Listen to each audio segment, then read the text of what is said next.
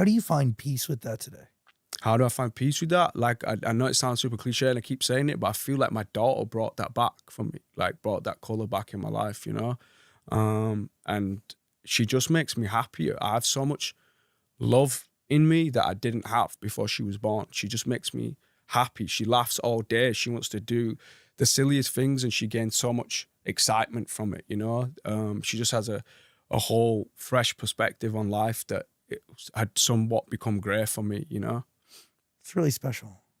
What is it like to watch her play instruments? Because I hear she's a It's musician. amazing. Yeah, she can play a little bit. Yeah, she's not like expert level and stuff, but she's got a bit of rhythm, you know, like when she's hitting the drums and stuff, like you can tell that she could definitely develop that into something. Her mum was actually really good at Guitar Hero on the drums. I was like, maybe she got that from her mum, you know what I mean? Because I was diabolical at it and she used to beat me all the time and I used to be like, what the fuck? Like, I'm the musician and she beats me at this game, you know what I mean? But Khai's got that too. She got a bit of natural rhythm on the drums and stuff. So it's amazing, you know, it's amazing to see any part of her development, not even just in a musical sense, just in a human sense, you know, her retention for language and her understanding for words is really impressive. She remembers entire books like that I've read to her and then she'll read the book back to me. She doesn't know what the words are, but she remembers what I've said on the pages and she'll read the story back to me. She knows whole songs, like every word for word, like all the Trolls tracks and everything. Like she sings up fully and she doesn't miss a lyric. Yeah, she's crazy. And she can run stuff too, like do little like trill runs, like 3-4 notes in one thing. Yeah, like it's crazy. Biology's yeah, just natural crazy ability already. Yeah, that's wild. so yeah, it's mad just to see her developing as a person all the time. Yeah, New meaning to life, new everything, everything's new from that moment on. Yeah. Holy shit. Because you genuinely live, everything you do is for someone else. I think to some degree, you know what I mean? Not everything I do. No, but yeah, there's a different meaning to it, it's a right? massive responsibility. I'd say it's probably 80%, you know what I mean, Yeah. of my life now, yeah. What's the other 20? I think it's important to keep 20% for yourself, you know, like something that still is for you, you know, like when I'm in the studio or if I'm painting or, you know, I'm doing my gardening or whatever it is that I do is for me, you know, that I keep some identity that is still me. It's not just Zayn the dad, you know. What do you garden? What do you have? What do you plant? All kinds of stuff. Like I've got when it's in season, obviously it's all like dead there right now because it's freezing cold. But when it's in season, chilies, cucumbers, carrots, watermelons, peppers, tomatoes, corn. How many years will they fruit? Sorry. How many years? How many times a year will they like bear fruit? You get like a good like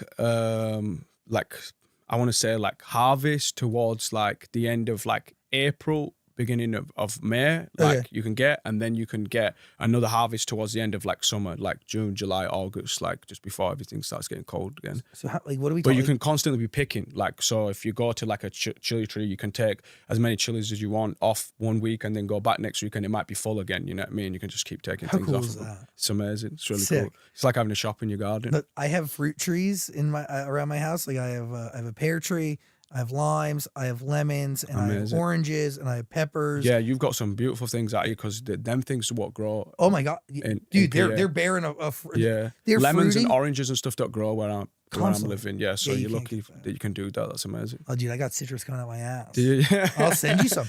I would love. I grew some lemons here when I lived here, but my lemons didn't grow well, and they grew massive, but the skin was like. Thick, so right? thick, yeah. Like, and the inside there was no lemon; it was just all skin. Common. Is it? Yeah, I don't know what happened, but and people like show off their giant lemons. I'm like, dude, you gotta cut it open. Yeah, let me see what's inside. Yeah, of it. show me the meat. Is it all skin? Yeah, it usually is. Yeah. No, but like I have pride in like the things that I grow. It's weird. It's this new. It's a different sense of pride that I never thought I'd have. Like this, like. And I think it gives like very, very, like, I don't know what the right word is, like old school, tribal, whatever the fuck. But like I lived off my fucking land, brother. Oh, definitely. Yeah, like accomplishment. Like I own this land. I'm man in dirt and this is something I did. Yeah. Dude, ask my boyfriend.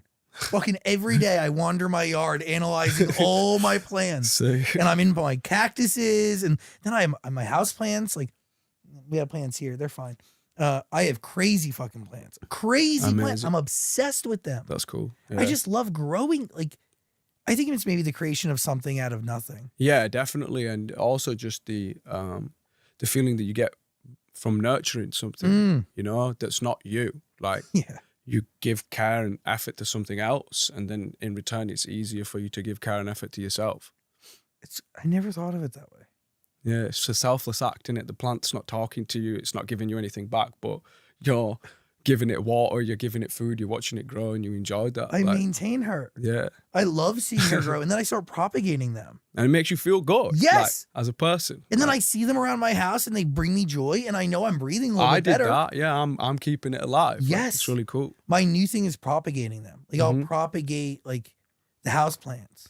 So then I try to, like, grow more and more and more of them. Okay. And, yeah, and then I'm, like, trying to grow roses. Like, I don't know. I'm figuring it out. Okay, cool. I'm fucking around to find it out, that's dude. gangster, yeah. My grandma used to grow a lot of roses in her garden Oh, that's in the UK. Yeah, her whole garden was filled with I roses. feel like they have good climate for that, which is, like... It must be, yeah, because she Yeah. had some beautiful roses. We had a lot of beautiful roses in the local park near my house too. Like the caretaker of the park used to like look after, but they were amazing roses, like really beautiful. Do you miss it? Do you miss being home? Yeah, parts of it, you know. There's certain parts I don't miss too. But yeah, for sure, I miss my family, you know, I miss my loved ones and the culture of, you know, where I come from, people's general like attitudes and personalities. You're telling me it's not the same It's in not Pennsylvania? it's not the same in Pennsylvania, surprisingly. That's so weird. It's very different, yeah, but it's cool, you know. I'm not, like I said, I'm not the most extroverted human anyway, so like even when I'm living in PA, I'm pretty much on my property. I don't really go out and do crazy things, go here and there. The only places I go is with Khai. Like, I'm a dad. Like, we go to Disney on Ice or Nickelodeon or, you know, Broadway Frozen show. Like, she's got me out more times in the last 6 years than I've been out myself, for sure, yeah. So, but by the way, how Well, great 3 is years since that? she's been born, but I mean, like 6 years prior to that, I don't think I was going anywhere. But like, but also like when you were going out, like you weren't going to see Disney on Ice, and then No, also, definitely not. Yeah, watching this bean that you create that's currently sprouting into this full blown human. Enjoy something, like enjoy these people skating, like their life depends on it, like their bills need to be paid. she loves it, and she's obsessed with it. She thinks it's amazing. My nephew's he's 3. Yeah, he's 3. Wow, that's crazy. Same age as Khai. That's wild. And this age is like so. They're turning into human beings. Yeah, man, it's mad, and you can really see it too. Like, they're just becoming who they're gonna be, you know. It makes me sweat thinking about it. Yeah, And they're so verbal. They talk a bunch. Will you play the album for her? I played the record. I got the first print of the vinyl. Sick. And I played it on vinyl, and she was dancing to it and like coming in and out. She was like, "This Baba," and she's like going through and like singing along and stuff. And she was singing "What I Am," and which other song did she really like? There's a song on my record called "Stardust." She really loves that song too. In that moment, what do you feel? Just pure joy and like feelings of just being real proud, you know, that she likes something that I do. It's really cool. I don't know if a lot of kids think their parents are that cool. So she thinks it's cool. Like, I don't know how long that's going to last. Like I said, you know what I mean? She might get to a certain age and be like, "Dad, no one gives a shit about you anymore. Like, you know what I mean? You need to stop." But she's the one who tells you to hang it up. She'll be the person, "Yo, maybe you've had your day, mate. You can go home." Sure. I think it's time you move on to something new. I think you should go do something else, Dad. Yeah, Maybe you can always rely on them for brutal honesty, you know what I mean? So she tells you to get into franchises or definitely, something. yeah. You need to branch out, Dad. Is it weird for her to not have an accent? To be raised without an accent? She has an accent with certain words. Yeah, because she's around you. Yeah, so certain things she says, she sounds really British, but still in an American accent. So she calls a tomato, but she says in an American accent, she goes, "Tomato," you know? She don't call it a tomato. She says tomato. So it's like a hybrid accent she's got going on. It sounds a bit English and a bit American. It's adorable. Wild. Yeah, she's cool. There's no way in a million years you ever thought that like you'd call some random state in America home, right? No, definitely not. It's so random to me, even when I think about it myself, that I live in Pennsylvania. I always catch myself like talking to my best friend or whatever, and I'm like, so weird. Like, I live in Pierre. Like, did you ever think I'd be living here? It's so weird, you know what I mean? But it is what it is. Life takes you on a journey. You got to follow it, I think. Fuck yeah. At what point do you realize that you have to follow the journey and not work against it? I think when you get like a level of acceptance and love for yourself, you know, I think then it's easier. It's not as much of a struggle. Do you remember that moment? I think so, yeah. I think it's been a development over the last like 5-6 years for me. What was it? Just got sick of just feeling like I had a grey cloud over my head, to be honest. I get it. Yeah. How do you take ownership of that and manage it? I don't know if there's a specific way to go about it. I think the main thing that I think a lot of people could, you know, benefit from is awareness, you know, of your own actions and just acceptance for them things and being like, yo, like, this is something I did. I hold my hands up. It wasn't great, but it is what it is. You know what I mean? I've learned from it, and this is where I am. It's just important to be conscious, you know, and aware of who you are and your effects on other people around you. Easier said than done, right? Yeah, way easier said than done for sure. Is that connected? As I look through medical records on my fucking clipboard. Hold on, this is fucking insane. Is that connected to shoot at will at all? Shoot at will in what sense? This idea that like, God, I fucking got distracted in the time that it's all good. No, I just wanted to make sure I answer your question properly. No, I want to properly connect it. I mean, one, awareness, right? But like, even this idea that like, you repeat this line, history is pulling you back. Mm-hmm. There's awareness there that's attached to one's actions, others' actions around you, being accountable for those actions. Mm-hmm. Even this idea, the physical action of putting your hands up and essentially kind of like, do what you got to do. Yeah. Take it. Yeah. Take what you got to take. That's it. I'm at your mercy. You know what I mean? For sure. And that's what that song's about. Yeah. Accepting that for sure. And having that level of acceptance, like whatever comes can come and I'll just move with it. Fucking terrifying. Yeah. But also freeing and very like empowering. How does it make its way into a record, a song? Sorry? How does that feeling, that idea make its way into this song? Like, where does it begin for you in life that you need to write a song called Shoot at Will? Yeah, it's tied into, you know, feelings of, you know, uncontrollable feelings, like not being able to necessarily manage a situation, but just coming to that level of acceptance with it, you know what I mean? Where you're like, it's cool, like, shoot at will, do your worst, I'll take what comes. But is there something about writing a song about it that gives you some sort of control? Yeah, definitely. I think that's what the whole process of writing is, you know what I mean? It's when you put things into writing and you see it in front of yourself, you're forced to accept that it's reality, you know, rather than it just being a thought in your own mind. Who's the firing squad? Huh? Who is the firing squad? I hold my hands up for the firing squad. Whoever the firing squad may be at whatever particular moment in life, I feel like there's always a firing squad. Maybe, you know, if you want to make it a more, what's the word I'm looking for? A more like common, like cool street cred word might be, you know, haters or whatever the fuck. Like, I was trying to look for a word there, hater, I couldn't think of it. Kids say haters. Yeah, but it's stupid. Yeah, I'm not into that. But, you know, whatever situation you're in life, there's always going to be people that are holding you accountable for certain things or questioning certain things that you do. So whoever the firing squad may be, you know what I mean, I hold my hands up to them and let them ask what they want to ask. Even maybe you're the firing squad today, you know what I mean? Connected to what I am or what am I, flipping it.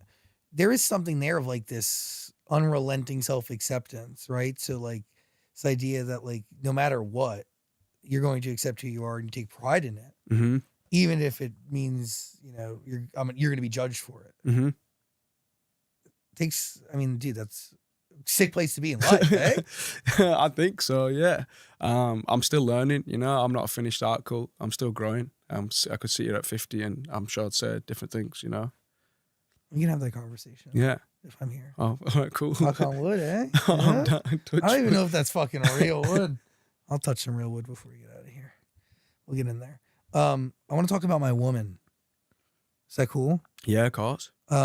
It's a great record too. Thank you. Are you explore your relationship? Oh wait, hold on. Before we get into that, is there a xylophone on Alienated? I think so, yeah. Sick. Yeah. You can hear it. It sounds really good. Okay.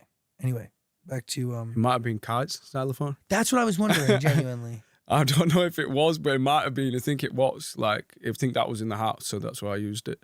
Okay, so you really are recording all these songs in a room under the stairs. Yeah. So like life in your house is going on around you. Yeah.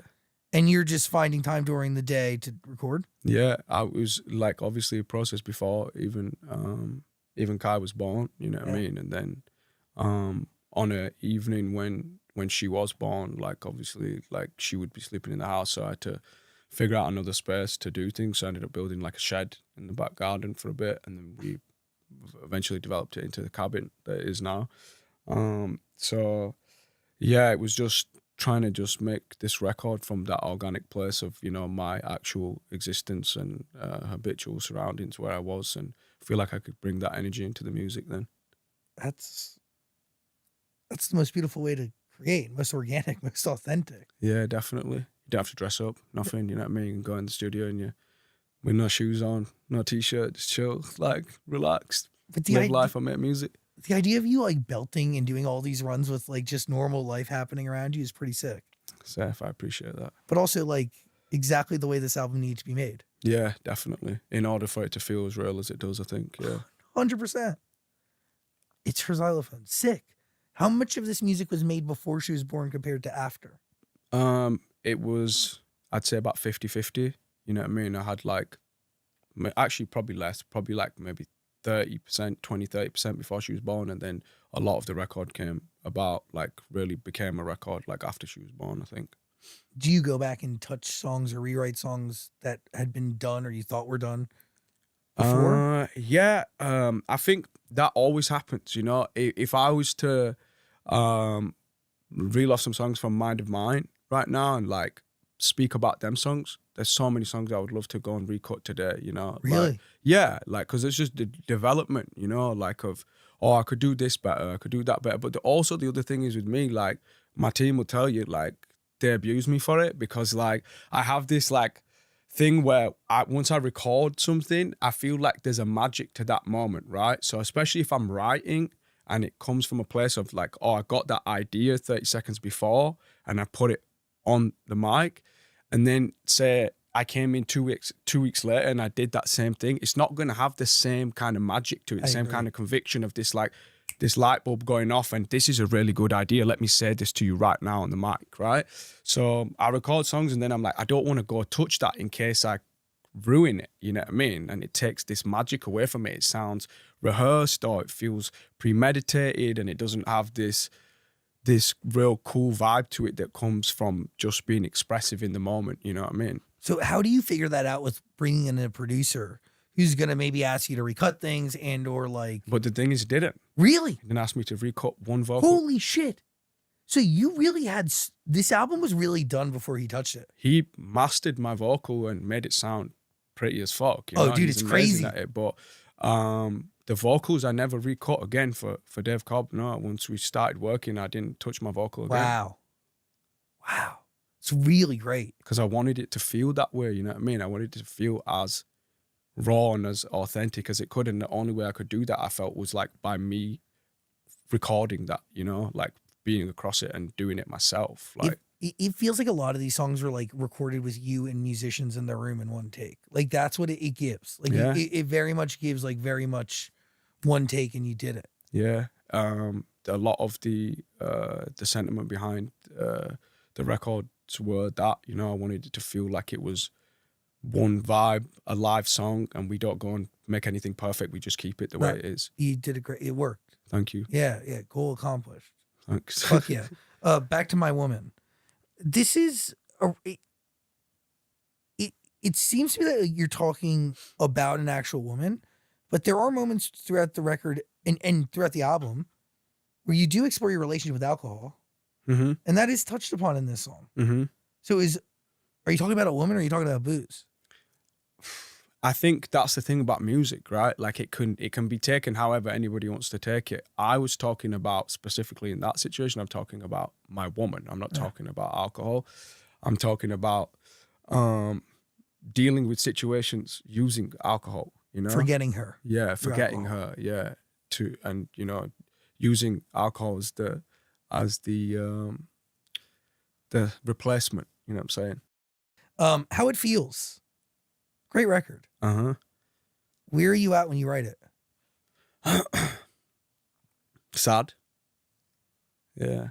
Where was I at? No, you answered the question. The emotional state. Yeah, was asking, yeah. I was sad, yeah. Is that enough of it? Well, yeah. Explanation? Totally okay. Does that...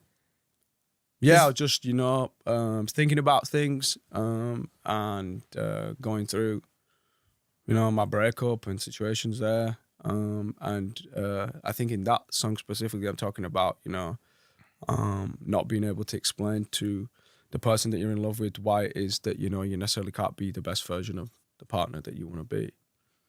And that's a really sad thing. It is sad. Because you know you can be. Yeah. Right? I could be, yeah, but I wasn't at that place at that point in my life, you know?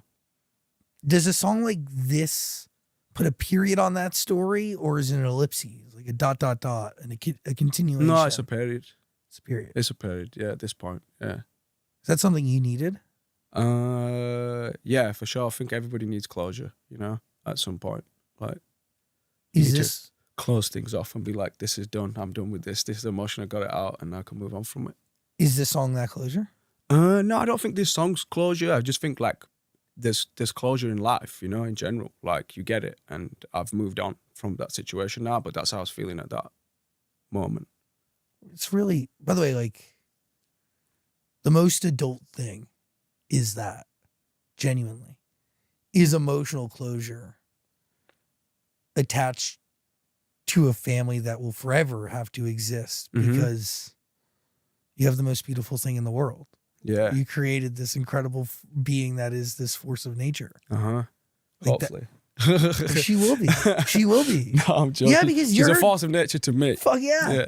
But she will be to society in this world as she wants to, when she wants to. As she has amazing parents. But like that is maturity. Do you get what I'm saying? Like that's... Definitely, yeah. And you know, like I've said, I don't mean to sound like a broken record, but she has given me a lot of them things, you know? She's given me maturity. She's forced my sensibility to become this mature father for her, you know? This good, responsible role model that takes accountability for their actions and sticks to their word, you know? And proves that my word is bond, you know? Like whatever I say, I stand by this. This is who I am. Respect. Do you, I mean, is there on the list of things that you care about, becoming a person who's ready to be a partner for somebody again one day? Hopefully, you know? Yeah, hopefully that comes on the horizon again. I personally, at this point in my life, I've told everybody, you know, around me that is in my life, you know, friends, family, loved ones, people that I might even just be seeing a little bit, you know, dating, not necessarily in a relationship with. Totally. That's not where I'm at in my life, and I'm completely, for the first time in my life, happy and accepting of that. Like I don't need another person in order to identify myself, you know, or to find myself in them. I'm cool by myself, you know, and I'm okay living on my own clock, on my own time, on my own schedule. And if I do eventually fall in love with someone, it will be something that's beautiful and something that is 50-50. We both want to be there and we're both as interested in each other as the other one, you know? It's beautiful. Yeah, and hopefully that'll happen for me at some point in life, you know? I don't know when that is, but I'm not actively searching it. If I find it, I'll let you know that. It's amazing. Yeah. But like, in due time, and I smile out of pure joy and happiness because I think one of the hardest things for somebody to realize is that they don't need somebody else, right? Yeah. Like, to find happiness alone in what you have around you and the family that you have grown, and that extends from Khai to the farm, to your friends, to everything. Like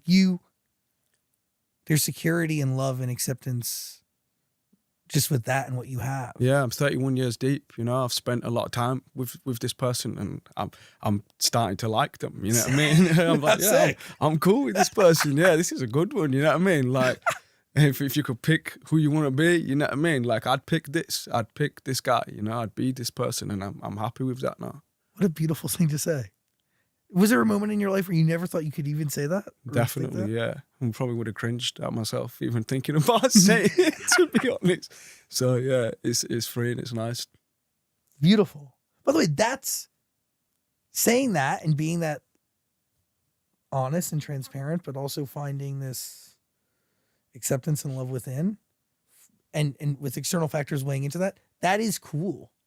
It isn't cringe. No, yeah, I think that development, obviously, as you get older, you understand that, you know what I mean? That is cool, like, to be that rather than be this, like, pretentious, closed-off version of yourself where you think, if I say this, people are going to judge me or, you know, whatever. Just be transparent, and you find that when you have faith in other human beings, the love is reciprocated and they understand you, you know, and they're there with you. They're going through the same human experience as you. You're not some amazing, special, one-off individual. We're all going through something together, you know? That understanding, right? That, like, we're all human, we're all going through something, we're all going through something together.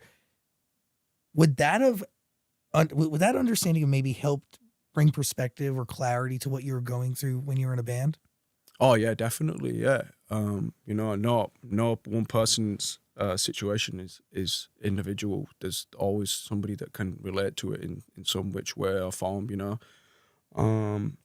And you know, I think the thing was, when we were so young and when we were in the band, we didn't have that level of compassion yet because we didn't understand life yet. We just were young kids that were just thrown into this situation, you know. And now when I look back at it, I can look at it, you know, in a positive light and be like, you know, all these guys came from similar background to me. You know, they had nothing. They worked their asses off. They wanted to sing. They got thrown in a band, and, you know, we resented each other to a certain degree because we were solo artists that were put in a band, and we should have never felt that way. It should have never been a competition. It should have always been a camaraderie, and we should have always been there for each other and had each other's backs, you know. So I think that's just a development over time again, you know what I mean? Like, I've become a more compassionate, caring person for other people, and the thing that I learned is I could have done that earlier, you know?